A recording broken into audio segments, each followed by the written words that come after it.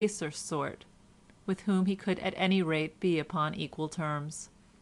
Before the end of the half year he had dropped from the estate to which he had been raised during his aunt's stay at Roughborough, and his old dejection, varied, however, with bursts of conceit rivaling those of his mother, resumed its sway over him.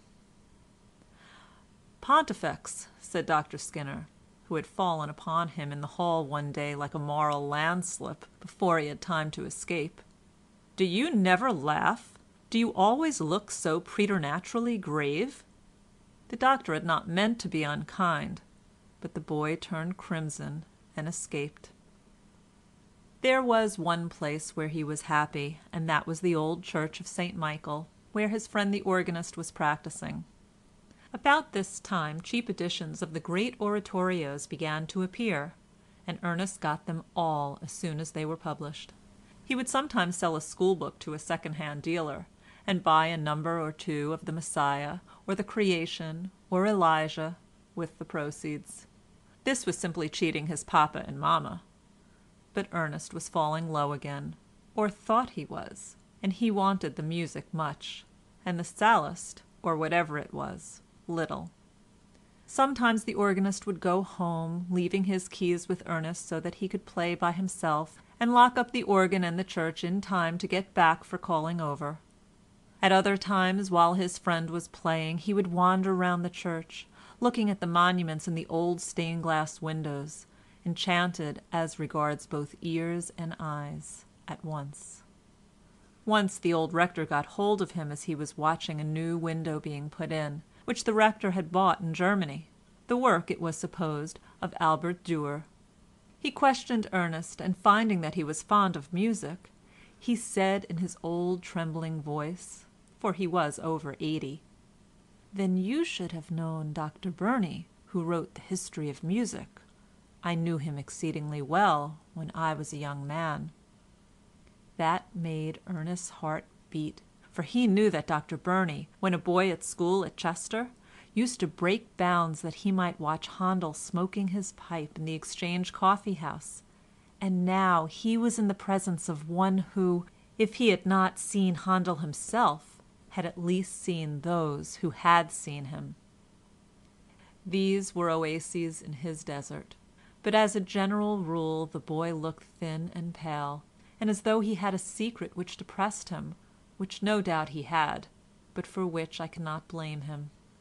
He rose in spite of himself higher in the school, but fell ever into deeper and deeper disgrace with the masters, and did not gain in the opinion of those boys about whom he was persuaded that they could assuredly never know what it was to have a secret weighing upon their minds. This was what Ernest felt so keenly. He did not much care about the boys who liked him, and idolized some who kept him as far as possible at a distance. But this is pretty much the case with all boys everywhere.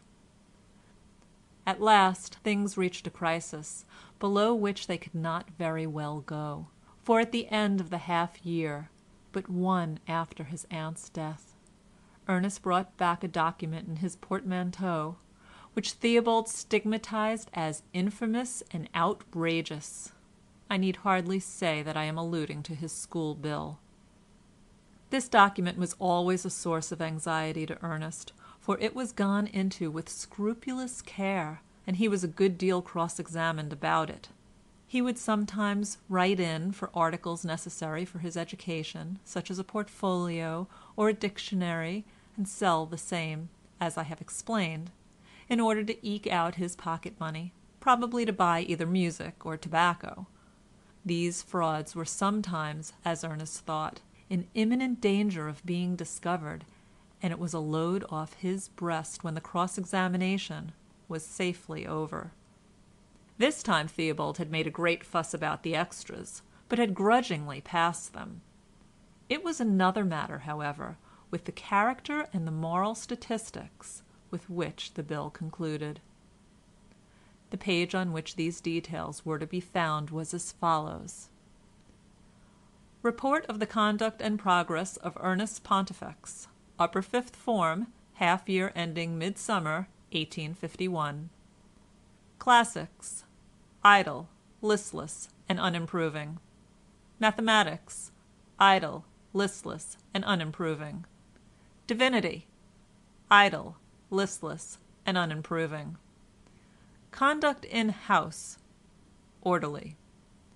General conduct, not satisfactory on account of his great unpunctuality and inattention to duties. Monthly merit money, 1 shilling, 6 penny, 6 penny, 0 penny, 6 penny. Total, 2 shillings, 6 penny. Number of merit marks, 2, 0, 1, 1, 0. Total, 4. Number of penal marks, 26, 20, 25, 30, 25. Total, 126. Number of extra penals, 9, 6, 10, 12, 11. Total, 48. I recommend that his pocket money be made to depend upon his merit money. S. Skinner, Headmaster. Chapter 38. Ernest was thus in disgrace from the beginning of the holidays, but an incident soon occurred which led him into delinquencies compared with which all his previous sins were venial. Among the servants at the rectory was a remarkably pretty girl named Ellen. She came from Devonshire and was daughter of a fisherman who had been drowned when she was a child. Her mother set up a small shop in the village where her husband lived, and just managed to make a living. Ellen remained with her till she was 14, when she first went out to service. 4 years later, when she was about 18, but so well grown that she might have passed for 20, she had been strongly recommended to Christina, who was then in want of a housemaid, and had now been at Battersby about 12 months. As I have said, the girl was remarkably pretty. She looked the perfection of health and good temper. Indeed, there was a serene expression upon her face which captivated almost all who saw her. She looked as if matters had always gone well with her, and were always going to do so, and as if no conceivable combination of circumstances could put her for long together out of temper either with herself or with anyone else. Her complexion was clear but high. Her eyes were grey and beautifully shaped. Her lips were full and restful, with something of an Egyptian sphinx-like character about them. When I learned that she came from Devonshire, I fancied I saw a strain of far-away Egyptian blood in her, for I had heard, though I know not what foundation there was for this story, that the Egyptians made settlements on the coast of Devonshire and Cornwall long before the Romans conquered Britain. Her hair was a rich brown, and her figure, of about the middle height, perfect, but erring if at all on the side of robustness. Altogether she was one of those girls about whom one is inclined to wonder how they can remain unmarried a week or a day longer.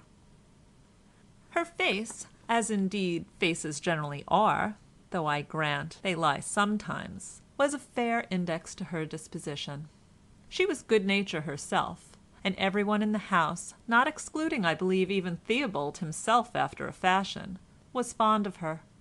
As for Christina, she took the very warmest interest in her, and used to have her into the dining-room twice a week, and prepare her for confirmation, for by some accident she had never been confirmed, by explaining to her the geography of Palestine and the routes taken by St. Paul on his various journeys in Asia Minor. When Bishop Treadwell did actually come down to Battersby and hold a confirmation there, Christina had her wish. He slept at Battersby, and she had a grand dinner party for him and called him my lord several times. He was so much struck with her pretty face and modest demeanour when he laid his hands upon her that he asked Christina about her. When she replied that Ellen was one of her own servants, the bishop seemed, so she thought or chose to think, quite pleased that so pretty a girl should have found so exceptionally good